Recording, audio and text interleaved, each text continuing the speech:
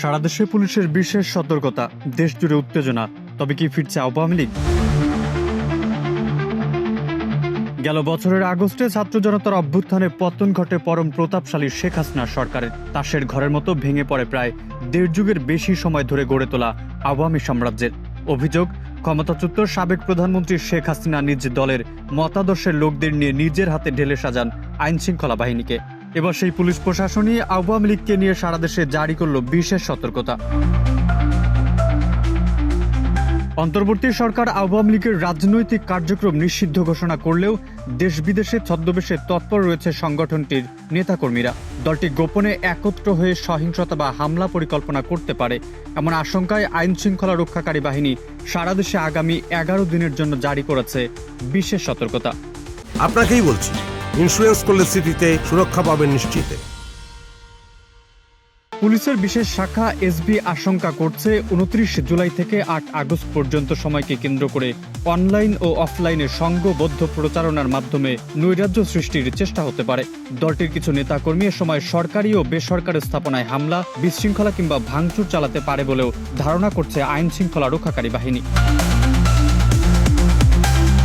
এদিকে এমন পরিস্থিতিকে আমলে নিয়ে 28 জুলাই দেশের বিভিন্ন পুলিশের ইউনিটে বিশেষ একটি সতর্কবার্তা পাঠিয়েছে পুলিশের বিশেষ শাখা। চিঠিটি পাঠানো হয়েছে ডিএমপি কমিশনার, সিটি এসবি বিভাগীয় উপ পুলিশ কমিশনার, চট্টগ্রাম ও খুলনা স্পেশাল পুলিশ সুপার সহ দেশের সব জেলা পুলিশ সুপারের কাছে।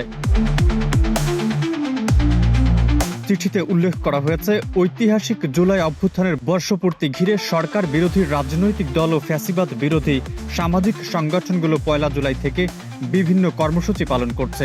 এই ধারাবাহিকতায় 29 জুলাই থেকে 8 আগস্ট পর্যন্ত সময়কে বিশেষ গুরুত্বপূর্ণ হিসেবে চিহ্নিত করা হয়েছে। চিঠিতে বলা হয়, এই সময়ে বিতর্কিত ফ্যাসিবাদী শক্তিগুলো দেশব্যাপী অনলাইন ও অফলাইনে উস্কানিমূলক প্রচারণা চালিয়ে নৈরাজ্য সৃষ্টি করতে পারে। পাশাপাশি ফ্যাসিবাদ বিরোধী কর্মসূচিতে বাধা দিয়ে বা উস্কানি সৃষ্টি করে আইন শৃঙ্খলা পরিস্থিতির অবনতি ঘটানোর অপচেষ্টাও হতে পারে।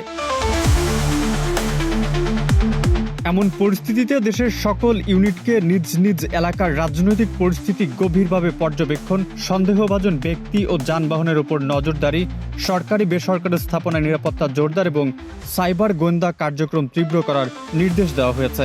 বিশেষ অভিযান চালাতে বলা হয়েছে 29 জুলাই থেকে 8 আগস্ট পর্যন্ত।